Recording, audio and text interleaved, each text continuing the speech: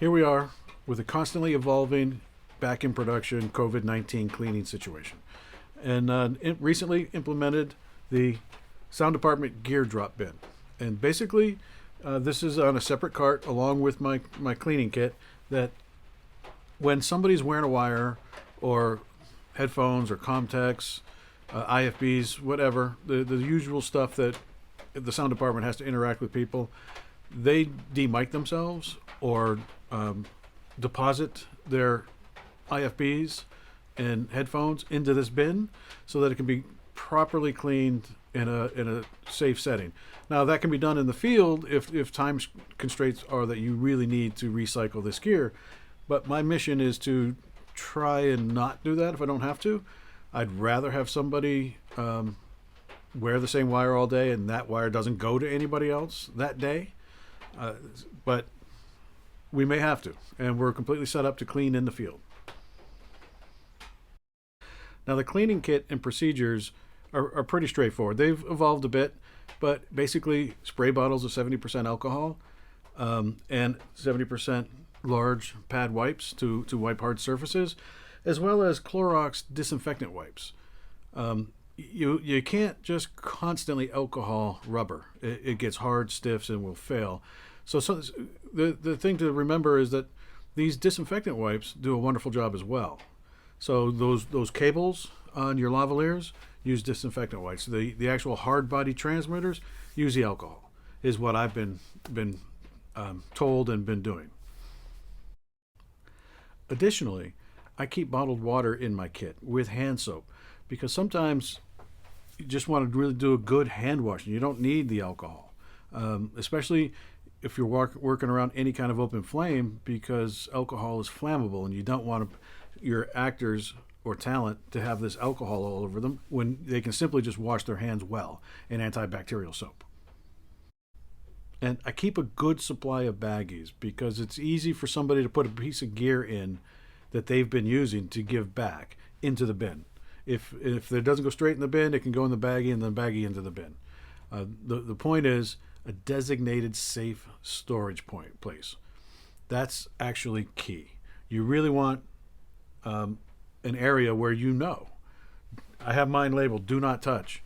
Sound department gear drop bin awaiting COVID-19 sterilization. It's on all sides of this thing, and it's bright orange, and it really screams, "Hey, whoa, back up!"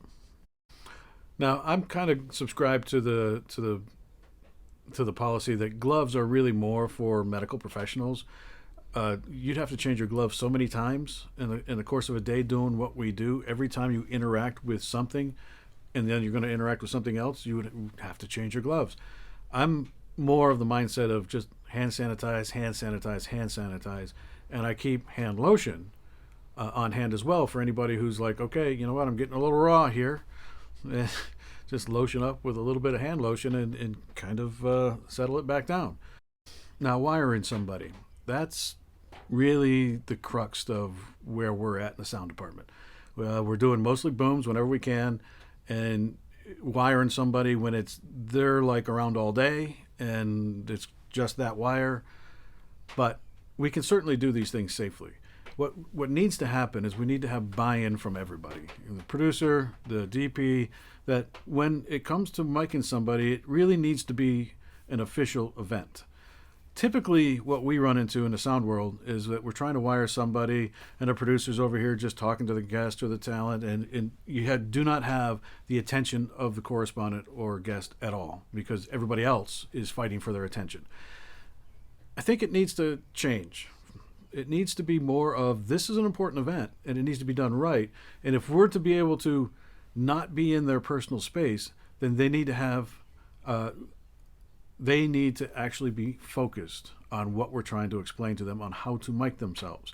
You know, I the way I do it is I completely have the kit sterilized, the lavalier, whatever it is, hand sanitize my hands all the time, and then when I present it to them, I slowly walk them through. But they think that a mic, you just slap it underneath and it's good, and that's not true at all. And they don't know that because they don't listen as a sound person does. They don't actually hear it at all, this stuff, until it goes on the air.